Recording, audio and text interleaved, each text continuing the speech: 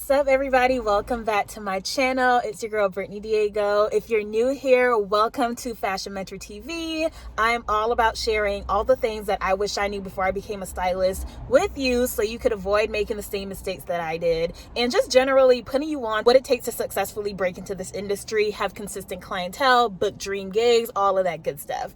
Now, in today's episode, I'm going to be sharing, more so walking you through the process of me working with a personal styling client. So if you've been following me or if you've been subscribed to this channel, thank you so much.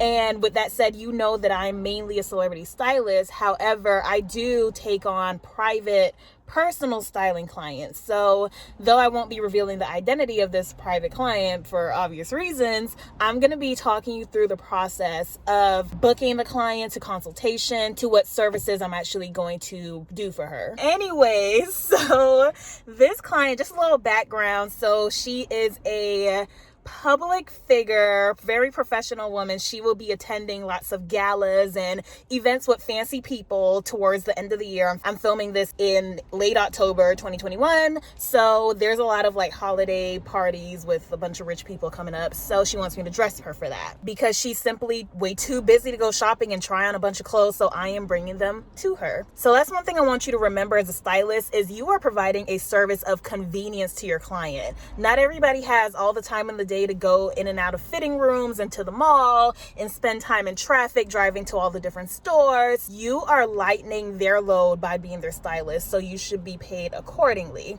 Now, before I go on that whole tangent, let's back it up a little. So like I said, she wants me to style her for these upcoming events. So what I'm going to do now is I am going to follow up with her via email, and I'm going to send her my rate sheet. I'm also going to send her an email saying thank you for, we just had a Zoom meeting. That's when she asked me to style her.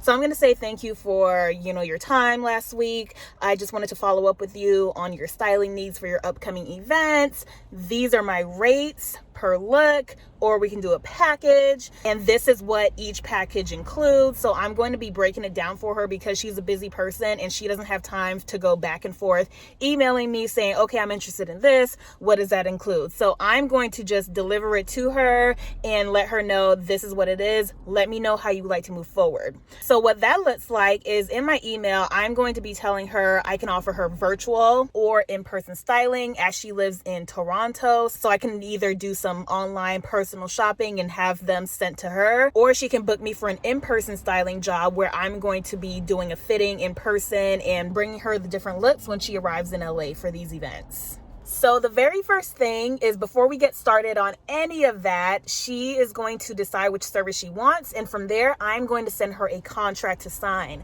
No work starts before the contract is signed. I want to emphasize that again. Let's do a little rewind.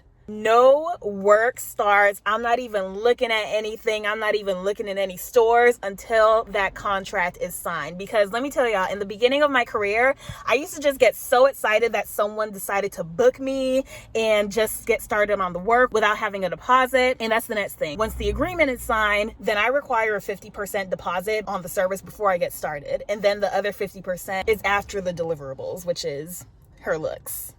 So this isn't law. Some stylists have different ways of going about it. I've heard of 70-30, 80-20. I just like to keep it simple and do 50-50 because why not? I'm not good at math, so. So after the contract is signed and the deposit is sent, then we get to work. So my first step in the process is going to be sending her a questionnaire of consultation questions. I create my questionnaires in type form or Google Forms, whichever is easier to you. Again, this isn't law. This is just what I do, and I'm just letting you know. And that questionnaire is going to help me get a better idea of what she's looking for, what colors she would never wear in a million years, what colors she absolutely loves, what silhouette she wants to go for, who are her style icons, etc., just so I can get a clear idea of what she's looking for. And after that, then we work on a collaborative Pinterest board because I am a visual person and I need to see examples. So after the questionnaire, I'm going to create the initial Pinterest board of ideas based on what answers she gave me. Then I'm going to invite her so she can then add images of her own so we can make sure that we're on the same page. Again, this is all before